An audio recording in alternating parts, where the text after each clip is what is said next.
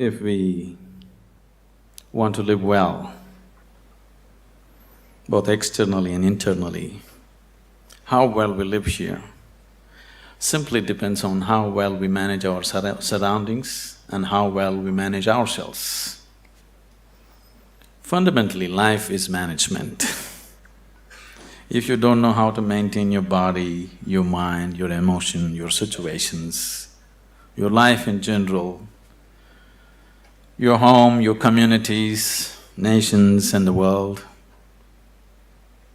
the quality of our life is just how well we manage things with ourselves. But generally, we are thinking of management, we are applying ourselves to management only in terms of business management or industry management, or generally we are talking management only with economic situations, not life as a whole. In many ways, it's unfortunate that today the most predominant factor that rules the planet has become economics.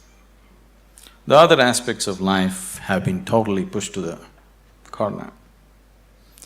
When economics rules, when economics is the only thing that we are thinking about, we will tend to become very gross and unhappy in so many ways. What I see is, we are conducting various levels of programs to very top-level executives in some big corporations in the world, major corporations in the world. What I see is people who have failed in their lives, they're suffering their failure. People who have succeeded in their life, they're suffering their success. If you suffer your failure, it's okay, because failure comes easy. If you suffer your success, that is tragedy, because success doesn't come easy. So, something that you worked for, something that you always longed for, something that you wanted to create in your life, when it happens, if you start suffering that, that's the real tragedy of life. But a large number of successful people on the planet are suffering their success. When I say suffering their success, if you look at people, look at yourself and see, you're still young people, most of you. When you're 5 years of age, how happy you were, and today, how happy you are. If we make a chart out of it, a graph out of it, is it moving upward or downward? In 24 hours' time, how many moments are you really happy? If you look at this, is it going up or down?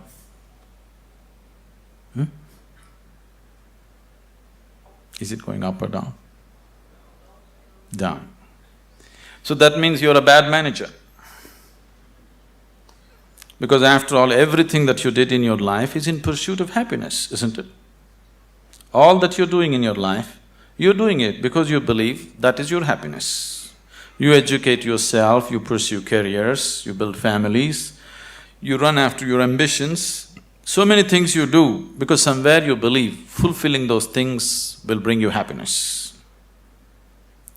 After doing all that, if happiness is not multiplying, it is going down, that means you are a bad manager of yourself.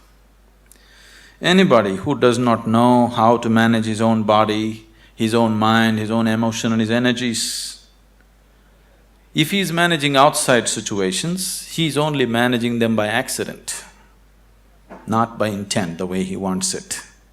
Because if you do not know how to manage your mind, how to manage your energies, how to manage your interiority, managing the outside is bound to be accidental. When you manage situations by accident, you exist as an accident. When you exist as an accident, you are a potential calamity. When you exist as a potential calamity, being anxious all the time becomes a natural part of life. Anywhere you go today, people are talking stress management. Especially a few years ago when I first went to United States, wherever I go, people were talking stress management. I could not understand why anybody wants to manage his stress. I can understand you want to manage your business, your finance, your family, your property, whatever, but why would you want to manage stress? It took me a while to understand these people have come to the conclusion that there is no other way to live. Somehow people have come to the conclusion that if you do things in the world, you're bound to be stressful. One is not stressful because of what they're doing. One is stressful because he's a bad manager of himself. He doesn't know how to manage his own systems. That is why he's stressful. It is not the nature of the job which makes one stressful. You ask a chaparasi, he is also stressful. You ask the top executive, he is also stressful. Everybody believes their job is stressful. No job is stressful. If you have no control over your own systems, you will be stressful. Whether you do something or you don't do anything, isn't it so? See, management means… fundamentally, management means we want to decide the course of our destiny. That's management, isn't it? We don't want to live here by accident. We want to take our lives where we want to go. That's management, isn't it so? If you're managing by accident, you are not a manager. Without you, things will run better. So once you say, I'm a manager, that means somewhere you have decided that you want to go in a particular way. You want to have a certain kind of situation, both inward and outward. So everybody is a manager in his own capacity, but in different levels and different types. Whether you manage a kitchen where you cook for 4 people, or you manage a large industry where 10,000 people work, fundamentally, if you want to have a good kitchen or a good industry, you must be a good manager of that situation, isn't it? So whether you're managing a little kitchen or a large industry, if you want to manage outside situations, generally you will have to manage material and people around you. If you have to manage 10 people or 10,000 people around you, you have to manage 10 minds or 10,000 minds around you. But if you have no management over your own mind, you managing 10,000 minds is going to be a disaster.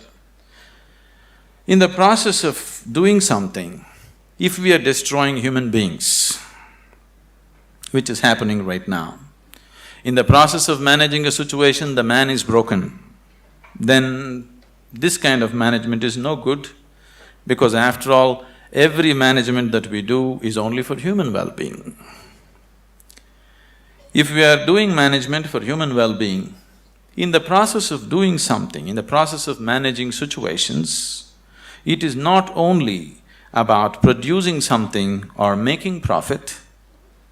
Human beings should rise to their full potential.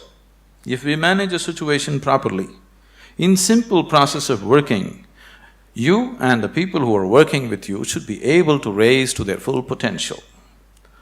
When I say rising to full potential, not just work potential, but as human beings, they must be able to rise to their full potential. If people work together, then people should be able to rise to the peak of their love, peace, compassion within themselves. If this doesn't happen, then it's bad management, because all management, the basic intent is human well-being.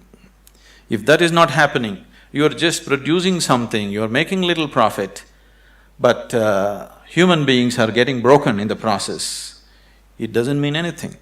So if this kind of management has to happen, that just in managing a business, you find people around you raise to their peak, then you have to spend a certain amount of time in focusing on your inner management. If this doesn't happen, you will only manage situations by accident. A lot of people have understood management as a way of throwing their weight around. Can I tell you a joke? Are you okay? On a certain day, a lion was really feeling great within himself. He just was walking and a little rabbit was going, he caught him. and roared at him, "Who is the king of the jungle?" The little rabbit, terrified, said, You, of course you." He let him go, swaggered around a little bit. Then he found a fox, caught him. "Who is the king of the jungle?" "Oh my lord, it's you, of course, nobody else but you." Then he swaggered around a little bit, caught a few more animals, everybody screamed out of fear, "You are the king of the jungle." Then he was in full swagger, like a manager. King of the jungle Walked into a clearing in the jungle, there was a huge tusker standing. He went, stood in front of him and asked, "Who is the king of the jungle?" The tusker took his trunk, rolled him up, picked him up, twirled him around, smashed him to the ground. His back broke. Then the lion said, "You could have just told me."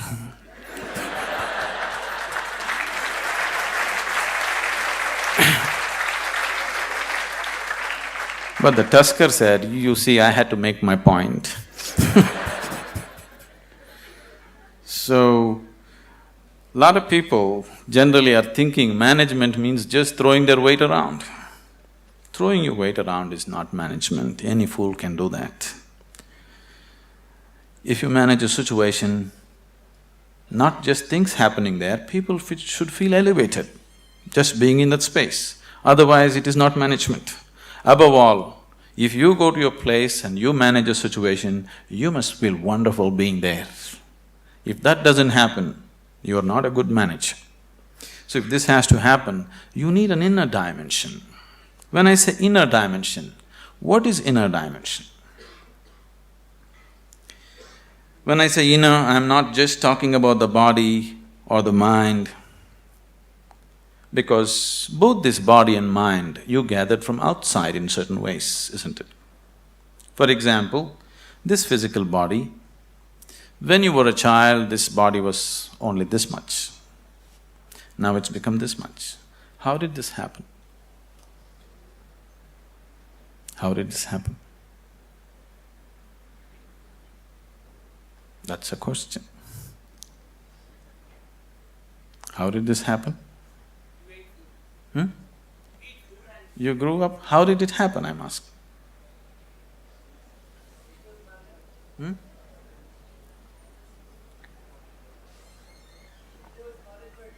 I'm sorry? How did it happen? How did all this body happen? Food that you ate, isn't it? What you call as my body is actually a heap of food that you gathered. What you call as food is just a piece of earth that you convert it into food and make it into body, isn't it? So this body is just a heap of food that you gathered over a period of time. What you call as my mind is a heap of impressions that you gathered from outside. Now you have a heap of food and a heap of impressions. If this much gathering has to happen, something more than this must exist, isn't it? If you are capable of gathering such a large body and so much mind, there must be something more fundamental than this. But that never comes into your experience. You're just lost in these two heaps, trying to make some sense out of it. Now, as there is a science, as there is a management science for external well-being, there is a management for science for inner well-being. It is just that most of the time we have not approached it scientifically, we're just believing by doing something, somehow everything will be okay. Right now, people are thinking by educating themselves they will live happily ever after, which you will discover after some time it's not so. By getting a job, they think they're going to be happy ever after, which you will discover it is not so.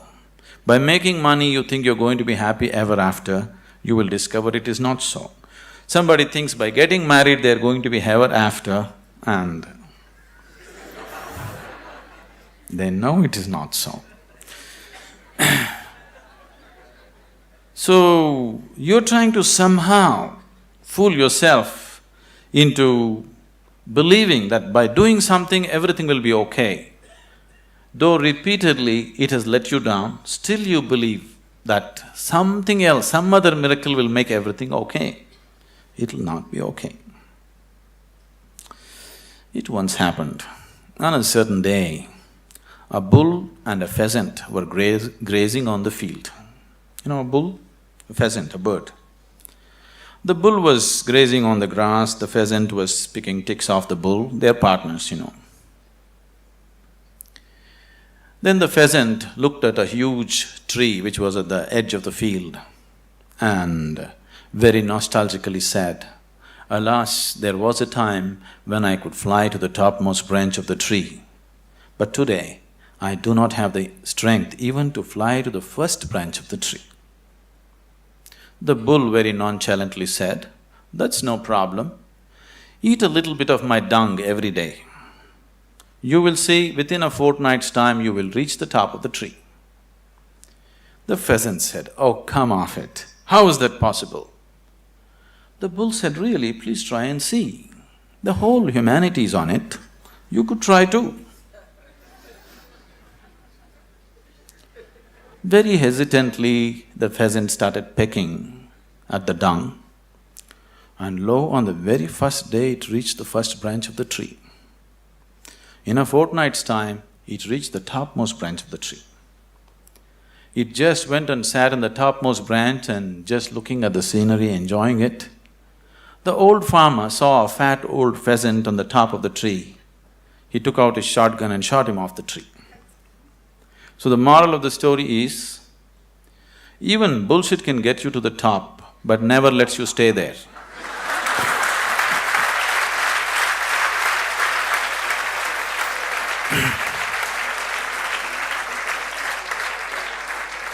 So, if you are seeking a life of fulfillment, if you are seeking a life of joy and peace and well-being within yourself, don't try to bull yourself in some way. You must do the right thing, otherwise it won't work. Now that you are managers or to be managers, probably, definitely, I hope they have taught you that unless you do the right thing, it doesn't work with outside. The same goes with the inside. Unless you do the right thing, it just doesn't work.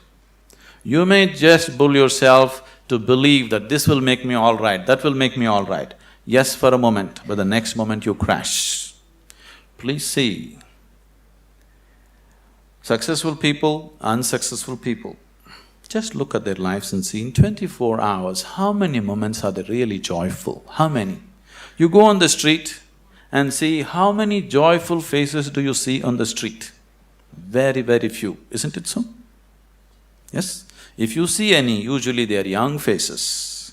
Over 30 faces are all long faces. What's happened to them? For most of them, their lives have worked out far better than they ever imagined.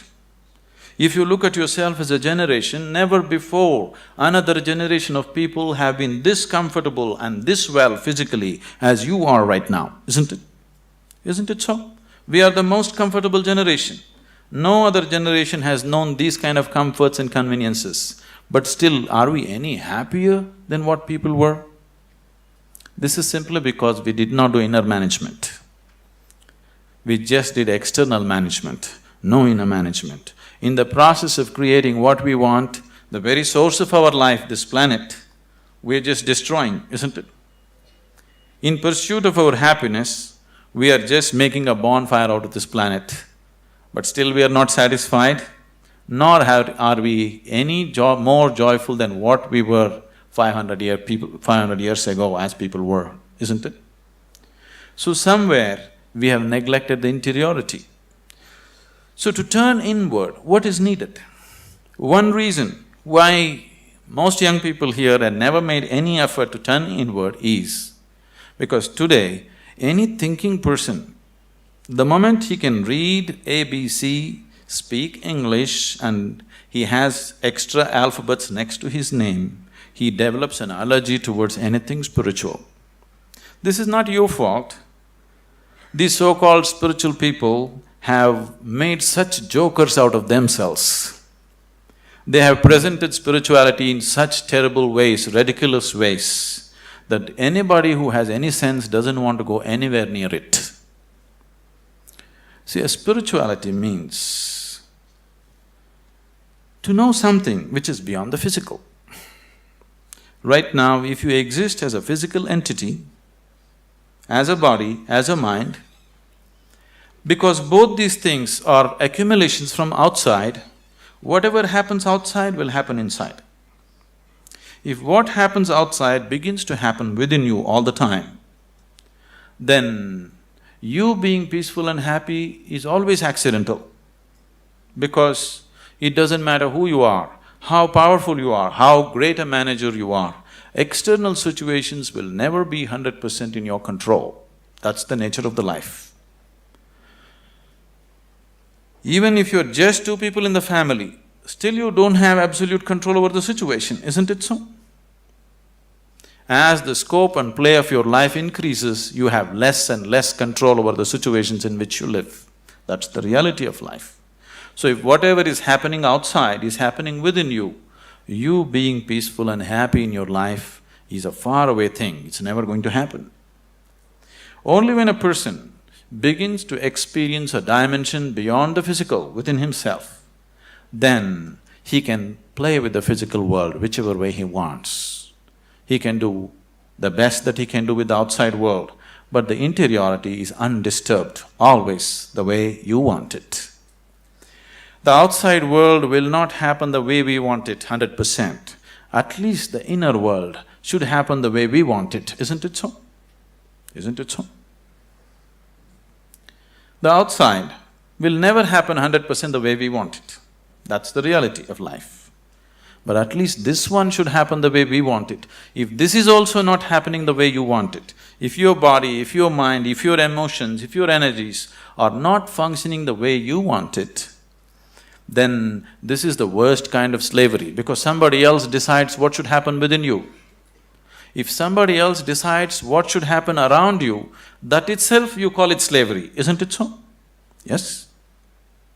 Are we in talking terms or no? Okay, that's fine. If somebody decides what should happen around you, that itself you call as slavery.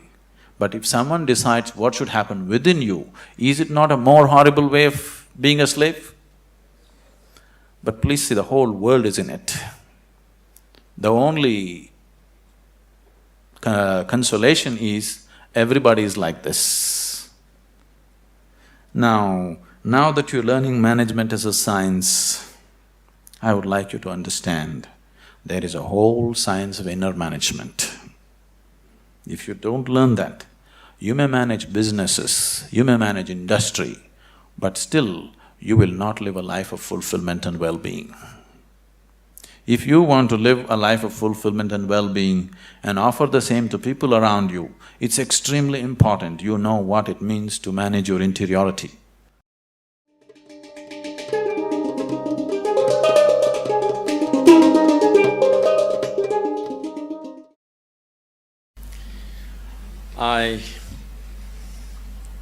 I really don't know how you feel today going out of probably the last step of your education, or at least one step of your education, a major step of your education. Because when I studied in the university, I did not go to my convocation.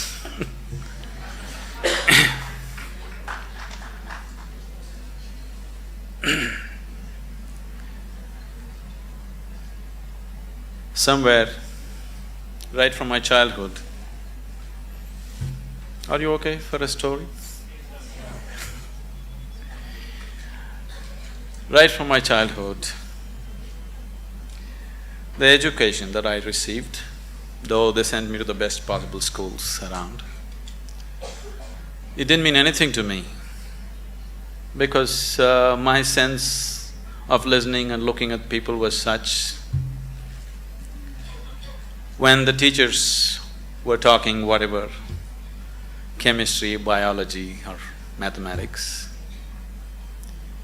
one thing I could clearly see was whatever they were saying didn't mean a damn thing to them. And I was not willing to listen to anything from somebody who is talking something which doesn't mean anything to him. So, I always looked at the teacher. If he put his heart into it, I'm willing to be there. Otherwise, I'm out. Because somewhere I have so many things on my agenda for the day. 24 hours are packed with too many things. I'm not willing to spend an hour or even 5 minutes listening to someone who is talking something which doesn't mean anything to him. Even if he's talking nonsense, it doesn't matter. If it means something to him, I'm willing to listen to it. But if he's talking great things which don't mean anything to him, I am not willing to listen to him. So as a part of this, I spent… Your education is over, so I can talk. I spent almost 90% of my college hours outside, only 10% inside. Only when I saw somebody who is talking something with passion, I'm there. Otherwise, I'm just out. Now, this education, I'm repeatedly telling Dr. Majumdar and a few other people around here, I'm happy to see somebody's talking with some passion about what they're doing. Somebody, it doesn't matter what they're doing is right, wrong, okay, perfect or not. But someone has put his heart into it, it's okay, because human lives becomes beautiful not because we do the right things. Human lives become beautiful because we put our heart into what we're doing. It doesn't matter what we're doing, whether we are sweeping the floor or managing the country or what we are doing, if we are putting our heart into what we are doing, it's beautiful to be doing that activity. So I think it's a fortune that I've just seen a few people, I hope everybody here is putting their hearts into what they're doing and living in an atmosphere where people are passionate about what they're doing itself is highly enriching. Now that you're stepping into the world, not that you don't know, but anyway, now you're stepping into the world in a different dimension than the way you have been till now. Once you step into the world, there's going to be a lot of filth. There is corruption, there is nonsense, there is so many things happening everywhere. There are some set of people, a certain set of people, who will develop an allergy for this filth. They can't stand it. They usually run to the Himalayas because they're allergic to filth, they can't take it. They want everything pure. But such a thing will not happen because the filth of the world has one way or the other has entered our minds. Whether we empower that filth or not is all the option that we have. But we cannot avoid filth, it is there. All the nonsense that can happen in the world, you know in your head, isn't it? So one set of people develop allergy and try to run away, which they can never do, really. Another set of people, a large segment of people, unfortunately, have come to their own kind of philosophies. Anyway, world is full of filth, let me also become filth. So they have joined that, they have merged into the filth. What we call as filth can also be great manure, Indian spirituality has always used lotus as a symbolism. A lotus flower has always been the main symbolism for Indian spirituality. Why a lotus flower is? A lotus flower grows best where the filth is thick. This filth which is stinking, which you can't bear, has transformed itself into a fragrant, beautiful flower. This option also is with us every moment of our life. If the atmospheres that we live in make us… we cannot call ourselves managers. If we make the atmospheres that we live in, only then we can call ourselves managers. Being a manager means that we are going to create whatever we see as the most beautiful thing to happen right now. Allowing situations to create you is not management at all. Creating the situations that we want is management. As many of them have said many things, this process of education, there is a certain acceleration now that education is over, you're stepping into a new dimension of life, the excitement, and it's always beautiful to step into something new that you believe is going to be wonderful. But what we have seen with life with most people is, now let's say somebody got a job, the first day when they went and sat behind this table was the most fantastic place in the world. But within a few years, behind the same table, they're manufacturing blood pressure, diabetes, ulcers and whatnot. This is not because there is something wrong with the jobs that we do. This is not because there is something wrong with the world that we live in. It is simply because we have not paid sufficient attention to ourselves. We have paid too much attention to what is outside. To succeed in the world, people are always thinking, great aspirations will make you successful. Aspiration is just an initial starting point. Just because you aspire for success, just because you aspire for prosperity, just because you aspire for well-being, it doesn't happen. Success, prosperity, well-being happens because you have made yourself capable of creating those things. Everybody aspires. Who is not aspiring for success in the world? Everybody is aspiring. Even a beggar on the street is trying to be a successful beggar, isn't it so? Every human being is aspiring for it, but only those who have made themselves capable will succeed. Making yourself capable not only in terms of management skills and other things, but that is needed too, but making yourself capable as a human being to go through situations untouched, to be like a lotus flower, even if you're in the filthiest of situations, to maintain your beauty and fragrance. If one has this, he will float through this life untouched. If one doesn't have it, life will eat him up in so many ways.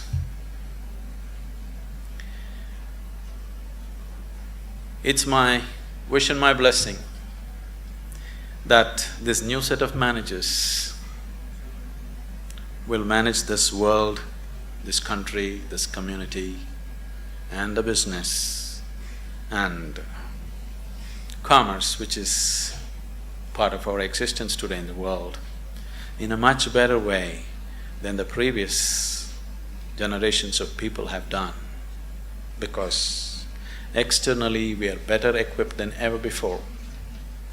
If we make a little effort, it's a fortune that an institution has made an effort to equip you internally to whatever extent it was possible for them.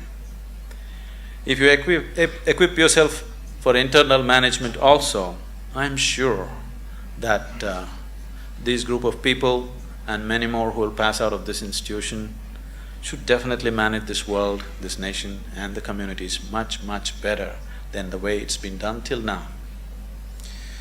When it comes to management, there's no such thing as perfect management. It is just that if people give themselves absolutely to what they're doing, things will happen. Right now, the Isha Foundation, Dr. Karthikeyan, after seeing what's happening there, that's how he's been into this. It is run by all young people, the whole foundation. We have hundreds of centers in India and outside the country. Everything is managed by very young people. People who have been with us for 14, 15 years, they are just in their early 30s now. Very, very young people. No senior people, no experienced people, just young people, raw hands.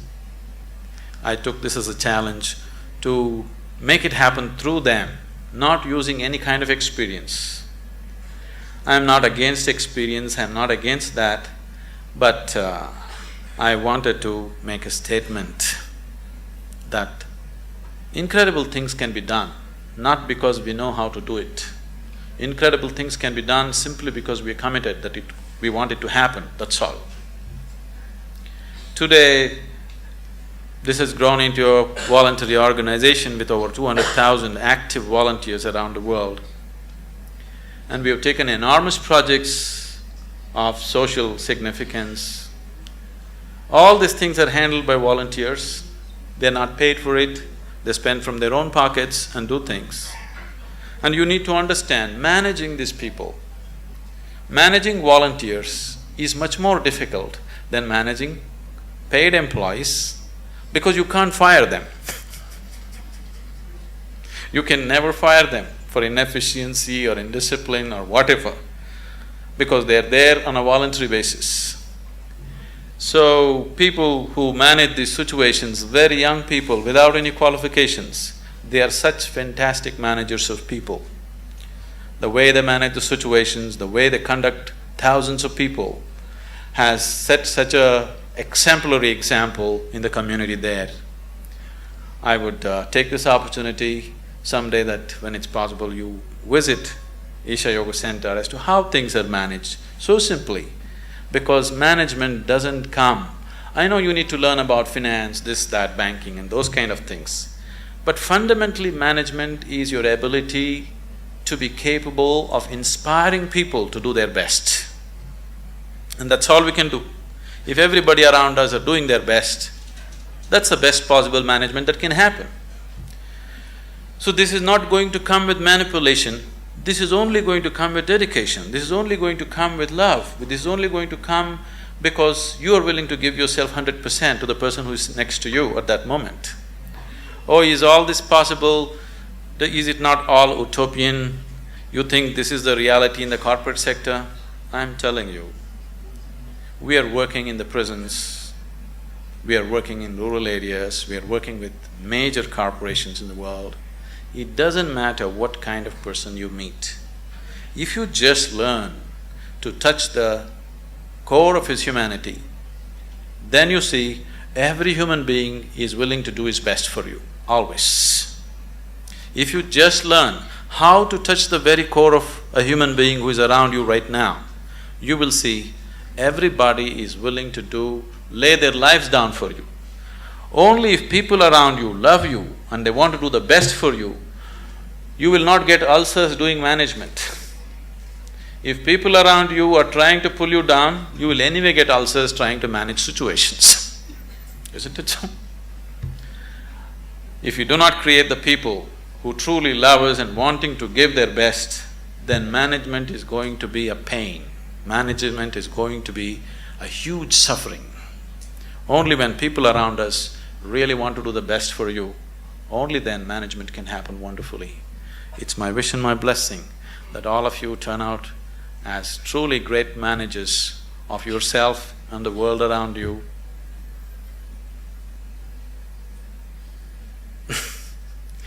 Our lives become beautiful not because of what we do. Our lives becomes beautiful simply because we have included everybody around us as a part of our dream of well-being. I hope all of you become truly successful and well. In whatever way, with inner technologies, if you need any help, we are always available to you. It's been a joy to be here in this institution. I've been to any number of colleges. People are the same, but creating an institution with some sense of commitment for inner well-being in today's world is… I'm too happy. Thank you.